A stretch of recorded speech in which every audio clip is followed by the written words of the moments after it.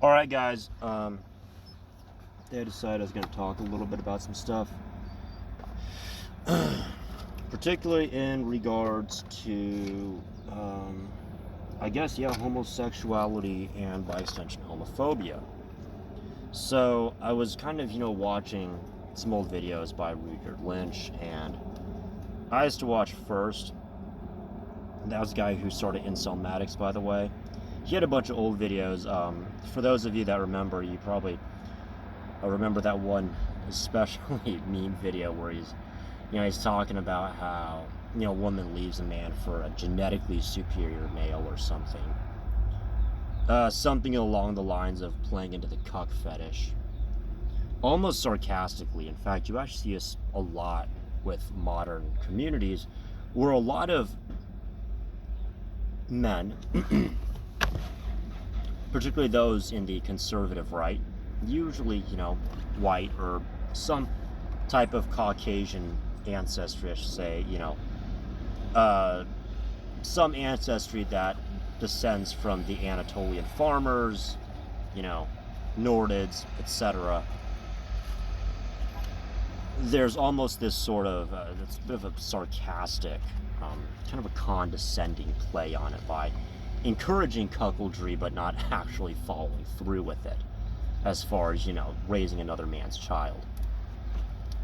It's a bit, I do find it weird, given that I have had guys, actually fucking ask me to fuck their wives and impregnate them. I'm like, no, dude. I'm not doing that. I mean, if you want to pay me, I'll consider it, but good chance I'm not going to follow through with it. So, just keep your refund before you even pay me. Anyways, so after watching a lot of these videos and seeing a lot of these concepts, I began to look on the flip side of it. I noticed some dude fucking walking by me as I'm talking about something very, very taboo and a bit risque for our modern society. Moral relativism is still at play here. So with that being said, yeah, the homosexuality. So in regards to homosexuality, I'm sure it was a thing that happened. I'd assume by some kind of, hormonal disturbance or something about the wiring of the brain. I'm not like a scientist on that, but I'm sure, the prenatal exposure or lack thereof of certain hormones could in fact influence, homosexual behavior and homosexuality, or at least bisexuality. And I'm thinking that maybe this could have been something that was, either just simply blown out of proportion. Pun intended, I guess. Yeah, sure. It was blown out of proportion and just overblown because if you think about the idea of a group of men getting together in secret in some, private dwelling, particularly, if those men are wealthy, have some major power influence, or they're simply just extremely intelligent. The whole idea of them getting together and starting, possibly starting some kind of campaign, rebellion, something along the lines of, maybe overthrowing a leader, maybe even something as simple as running a trafficking ring, a sex trafficking ring. I mean, you hear about that all the time nowadays of,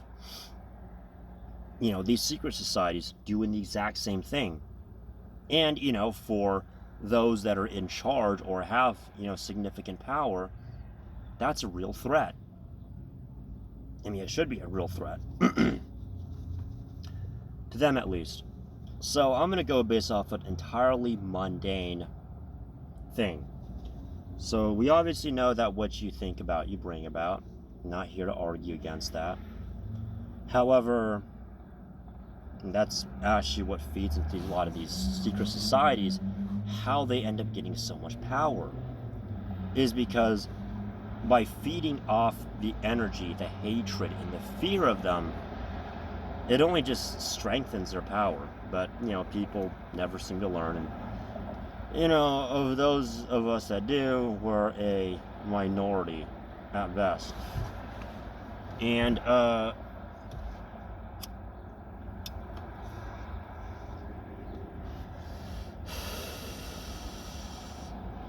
so, given that throughout history men have had most of the power in society, and even in modern day, we are typically more physically capable.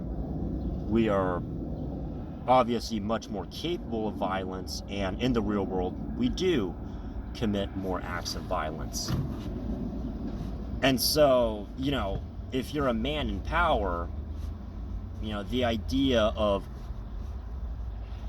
other men, possibly running some kind of scheme against you, and or, even turning it into some kind of, sex trafficking ring, some kind of prostitution ring, maybe, kidnapping your daughter, some woman important to you, and, doing things to her, or just overthrowing your government entirely, that would have been terrifying. I mean, that would have been absolutely terrifying, and it would have kept them up at night. Of course, it didn't change the fact that this would simply allow it to bring about more readily. It's something that's actually mentioned quite a bit, in the Bible, in a lot of these religions, that if you dwell upon something and constantly think about it, you're only reinforcing the the possibility of it happening. You're only giving it more energy. You're essentially sort of feeding this egregore, this thought form, and that by feeding it enough, it would come to fruition. It would follow the path of least resistance, of course, as well. And, when it comes to fruition, well, none of us should be surprised. And, I don't want this to become like another stick, sex, and hammer, but I think we might be going in this direction, given the state of the world these days. I had uploaded a video recently, or at least I made it recently, about the state of affairs these days. And yeah, that's how these secret societies thrive off of the fear of so many people. They don't seem to realize that the fear and the hatred that they're constantly projecting is only feeding them. But that's a completely separate topic. See, throughout modern society, and even in past societies, homosexuality was much more publicly frowned upon than, say, I guess female homosexuality. I would say gayness was more frowned upon than, I guess lesbianism. I mean, obviously, we've all heard of, the stories of people in the military, kind of doing these little hazing rituals, these brotherly love rituals. And yeah, while a lot of guys may view it as homosexual, and it definitely can be, full-blown homosexual, it breeds this kind of idea of rebellion, the idea of insurrection, the idea of some kind of turnover of the current regime. Now, I'm not saying that every gay person out there is, some kind of, top secret, communist, fucking secret society, handshakes, lizard people kind of shit. I mean, is there somebody out there that's like that? Yeah, probably. As to whether they're lizards, if I want to take it metaphorically, yeah, probably. Physically, it's not out of the realm of possibility, but please try not to focus on it so much, right? So, with that being said, well, I think that's about it for now. Where water flows, food grows.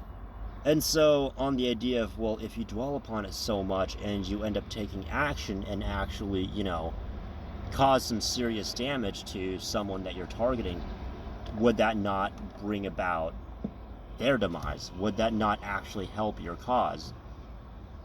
And to some extent, yes. While you may be, you could say, disabling the ability of that one individual, you're simply feeding into the problem more so at large. And even if, you did somehow manage to physically harm them or even kill them, as to whether they could reincarnate into something, bigger and badder, kind of, the concept of Scorpio, right? You kill the snake, and well, you kill the Scorpio, and then you get the snake. You kill the snake, and then you get the eagle, and so on and so forth. And you eventually get to the phoenix, where it's just, kind of rising from the ashes, this flaming, majestic bird. Something to think about. That'll be it. We're done. We're out.